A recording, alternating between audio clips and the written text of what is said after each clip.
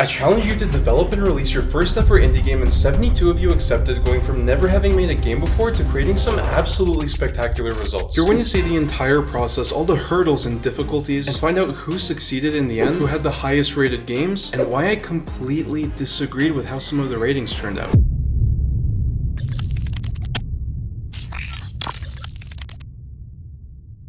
The rules were simple. Make a game in 3 days using whatever assets you want, but there's a catch. The game has to be either an RPG, a deck builder, a survival game, a city builder, or a 4X, stripped down to one unique core mechanic. But why these genres? Well, it's because of the goal of this challenge. To become a game developer, you're eventually going to need to sell games, and the best place to do that is on Steam. And for whatever reason, those genres seem to just by default do better on there. So if the participants end up realizing that they actually really like working in those genres, they're going to have a huge advantage when the time comes to start selling games. But for the purposes of this game jam, it also gives them some very specific creative constraints. But as soon as I announced the theme, a lot of people were immediately disappointed.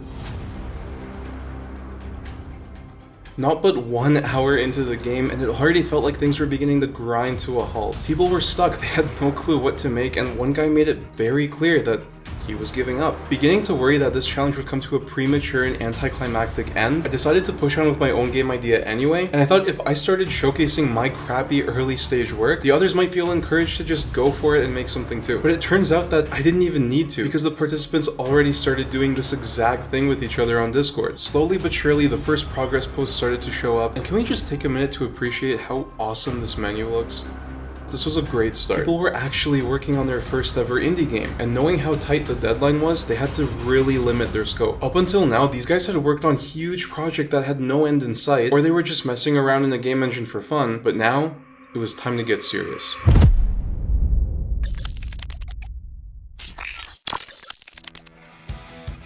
Made some awesome progress. The infrastructure is basically done. It should change the scene correctly, so approach the guard probably doesn't do anything because that's going to get hooked up to ChatGPT. Enter the village. Nice! So we get our little description of the village. The next time I got on Discord, I was thrilled to see everything that people were coming up with. They were supporting each other, showing off their progress. Things were moving along really well. My name's Josh. So I did the dog simulator game for the jam. There was a couple of challenges there. Getting the IK to stick to the ground properly was hard. The terrain, I wasn't happy with it for a very long time. Clearly, this game has been inspired by brutalist understandings, by limiting the amount of total features available, and not at all influenced by my inability to code. It's just a choose-your-own-adventure game. You go to an area, and in that area, there are a handful of decisions you can take, and that will go on to have certain effects. There are some hidden choices you can make, depending on decisions you've made previously. And then, the bugs started. Seeing as how I'm kind of pushing ChatGPT beyond its intended use case, it is being a little bit finicky, and it's being very inconsistent with the very thing that is the most important to the way that this whole system works, which are the quest flags. There were a couple of more complicated things I tried, which were a bit more difficult, but a lot of what it is remembering that you filled in all the options. So I'd go back and I'd select an option that I had before, and it just lead to nothing. I'm like, oh yeah, this entire branch of the dialogue is not written yet. Anyone who's ever tried making a game before knows that projects can get out of hand very quickly. And when that happens, you start to doubt yourself. You wouldn't think to estimate a budget because you're not actually going to spend any money on this. You wouldn't even want to give yourself a deadline, let alone try to estimate how much revenue you think the game would make if you actually sold it. Obviously, not everyone who makes games wants to do it as a job, but avoiding setting out to finish the games that you start and not setting clear goals is extremely limiting for your own growth, even if you just want to stay a hobbyist, and especially if you want to become a full-time indie developer. But thankfully, people were pushing on despite all the bugs and difficulties. And man, I was so happy when I saw that Kolak was actually working on a game after all. Even though he was sure that he wouldn't, man was straight up having like a hero's journey redemption arc halfway through the game jam. But the problems didn't stop. My friend Max had to cut down on his scope even with his fairly simple idea. And for my game, I wanted images for every scene and for every character, and I had to format the GPT output, but I had to cut a lot of that to finish the game. At this point, time was running out, and I and all the participants had a very important decision to make. Post our games as they are, crunch like crazy and try to finish them, or back out of the jam after all. Okay, me get focus here. I'm tired. The game is done. It's uploaded. It is not done, but it's playable at the very least. I think as a proof of concept, it works. That being said, I mean, I'm very happy with this. I'd say overall, it's a success. I'm going to bed. Tomorrow I'll have a lot of Game Jam games to play. So far there's already 4 submissions in, which is awesome, and I can't wait to see the rest of them. Alright, good night, God bless.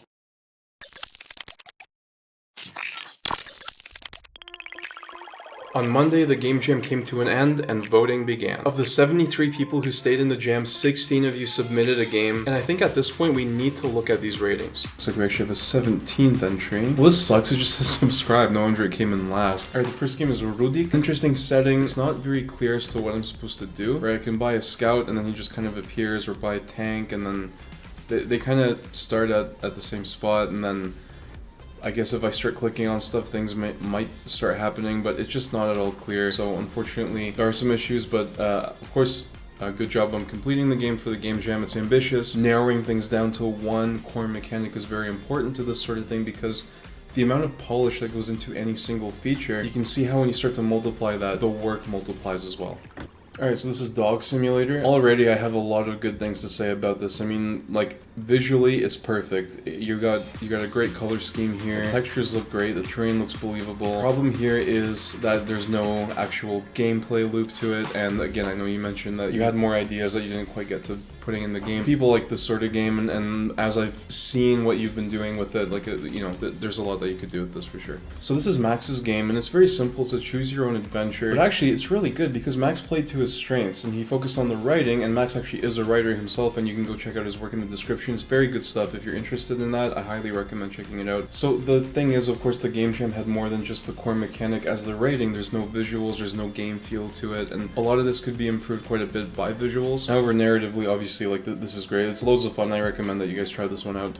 Okay, Strawberry Harpy. So the problem with this one was just that it didn't really fit the theme, but the theme doesn't make the game good or bad. Mechanically, this game is probably one of the best games in the jam. I don't know why it scored so low. Maybe the visuals could have been improved a little bit better. Maybe it could have been maybe a little bit more cohesive in the art style, but I mean, it's still a lot of fun, and you can still tell what every element is. You're just trying to get a high score. The gameplay loop is fine. It's quite fun to play. The jumping is fun. But overall, this probably beats a lot of the entries that are higher up above it. This is Harvest Haven. It looks a little bit different on my screen because I have a bit of a bigger screen than what it was designed for. So now you can see people are dying from starvation, and like it's a little bit hard to keep up with all this stuff. And I can't build anything. You know, I hope that I have enough food being created. I don't know if I can make money. It's just missing conveyance. Like, the concept is fine. So far so good. You might think I'm being harsh here given all the constraints, but this game was called the Judica Me Game Jam, which is also the name of my studio, and it means judge me in Latin. For the purposes of this game jam and for any real growth, we have to be willing to let our mistakes or our shortcomings come to our attention so that we can amend them. So when you showcase your game, you should always do so with a certain level of detachment, and understand that all criticism, no matter how harsh or unjustified, is going to be for your benefit. You're gonna get much harsher comments than mine on your Steam reviews, guaranteed. It's all in good faith, and ultimately, making your first game is a huge accomplishment in and of itself, seriously. So this is Clash of the Rocks, and this is just fantastic in its concept. I mean, it's exactly what the Game Jam asked for. It's a simple combat system, part of an RPG. Problems kind of start to happen when you try to engage with the combat. Okay, the attack is successful. I didn't know that it was successful. I'm not getting any response from the game other than this text. I won the battle apparently, but he's still there. Like, there's no celebration of my victory. You know what you gotta do? Take it into the next game. Alright, Dusk of Kuda. So this is my game. It's got some problems. I didn't have time to finish the visuals, so everything else is kind of not great. Okay, this is the chat window, so I can actually talk to it. Enter doesn't submit. I have to actually click submit, so the UX kind of sucks. Yeah, you can see that I didn't even format it. You know, he tells me who he is and stuff. There's a murder.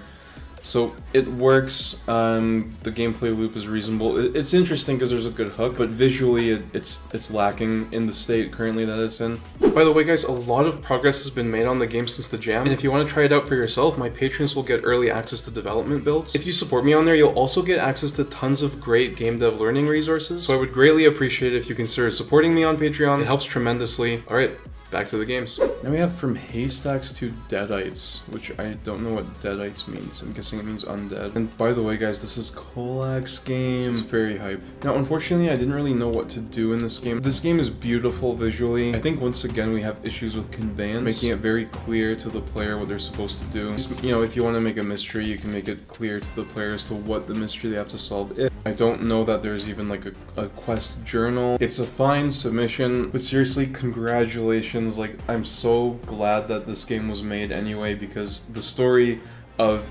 you deciding that you're gonna actually finish the game anyway, that's the goal, because that's what a game developer does, right? Like, the difference between a non-game developer and a game developer is that the game developer sucks it up and makes the game. So this is the Mushroom Adventure. So this game is visually very nice. Okay, you can talk to this swole guy. I feel like I'm on the sea with this head bobbing. That being said, you did a lot with this game. You even included an icon. I'm sure that you learned a lot doing this, which is great. Now this game actually does have a gameplay loop. You're supposed to find these mushrooms. However, the problem with that is that the mushrooms are not exactly placed where you would logically think that they would be. You would think that there would be like a bunch in the forest. So you do have to become more and more aware as you become a more experienced game developer. What do players actually expect from the game, and how can you use those expectations to your advantage in terms of both conveyance and also tricking them in effective ways, right? All around well done. You guys have seen this game earlier in the video. This is Blocks, and it is just fantastic. The game feel of this is just amazing, honestly. You know, maybe that's enough because it's just so much fun to click this and make chaos happen. That being said, it scored very high, and there's actually not really a game loop. You gotta have a gameplay loop. You have to have a win or lose condition, a challenge of some kind, but, you know, like, good for you for developing this, for getting, you know, the physics all in here. So now we move into the top 6, and here we run into a bit of a gripe I have with the voting results. Okay, so Crane Operator is just fantastic. Honestly, this is one of my favorite games in the jam. It's great because every level there's an increase in difficulty, so you really juice the core mechanic. So this game is one of the best games in the jam, and it got 6th. If you ask me, this game is top 3. Alright, so this is Comfy Island Builder. Game feel, great. Visually, beautiful. Is there anything bad to say about this game? Absolutely. The tutorial, first of all, just completely unnecessary.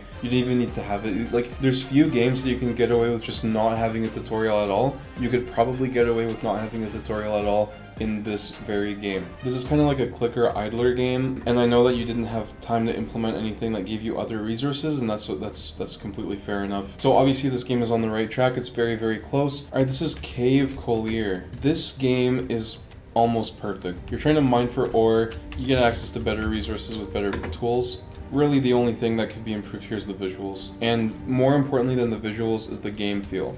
I don't want to just hear a clanging sound when I smash the ore. I want to see the particles pop. I want to hear a crunch. I want to hear a slightly different crunch every time I do it. But yeah, this game is easily one of the best games on this jam as well. Probably top 3 too. This is Lumberjack. Again, beautiful menu. So with a game focused entirely around tree cutting, you would expect that the tree cutting mechanics should be excellent. It should be crunchy, it should be punchy. Fortunately, all that happens is I hear a nice sound, the animation is very nice, but the tree just disappears, and that's not fun, that's not impactful, that's not rewarding.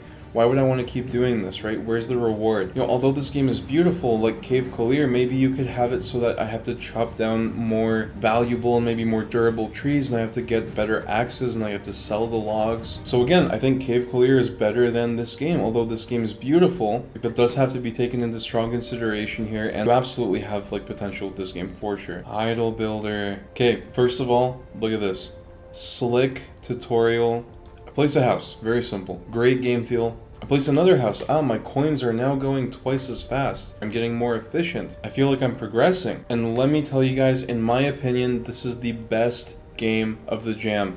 Visuals, cohesive. Game feel, awesome. Progression, perfect. Core mechanic, nailed it. And here we have game number 1, The Last Firewatch. This is honestly great. It's beautiful. The game feel is awesome when it comes to your zoom in, your jump, that powerful springing feeling. You know, there's an encouragement of exploration, of just, you know, taking it easy, taking it slowly, taking in your scenery. And although this is beautiful, I think maybe if you wanted a game that's all about just taking in the scenery, I think there's a little bit more that you have to do, right? It has to be a little bit more varied. There's no reason for me to explore. Although you do get a little bit more information about like your friends, your other like robot buddies, so that is an incentive, but then you want to make the road to get there interesting, I think. I'm probably most impressed about the game feel of this game. I think that really, even though it's already super beautiful, the game feel being 5 out of 5 really helps secure this game as #1. I would rank the games like this: the City Builder, Clicker Idler, and then the Crane game, and then Cave Collier. Because again, visuals, although they're important, they're not as important as the core gameplay loop. But that being said, to everybody who made a game for this jam, congratulations, because the goal here was to learn something, and I hope that you have. Because when you make a game and finish a game, that's when you really start learning game development. Overall, it was truly amazing to see all the games that you guys came up with. I know it was super hard. 16 people submitted an entry, and I don't know how many of you actually gave it a shot without submitting in the end, but you participated in the creative process. Look what you can do in 3 days. You can make a game, learn a lot from it, and officially call yourself a game developer. And if you didn't get a chance to participate in the game jam, that's okay. The next one will probably be in September, but don't wait that long. If you watching this right now felt inspired by any of the games shown in this video, find a game jam and give it a shot. There's probably one going on right now. But as you start taking game development more seriously, you're going to run into a lot of problems. So you should really check out this video next, because in it I talk about some very important tips that I learned since releasing my first game, and hopefully help you avoid repeating my mistakes. Thanks so much for watching, and God bless.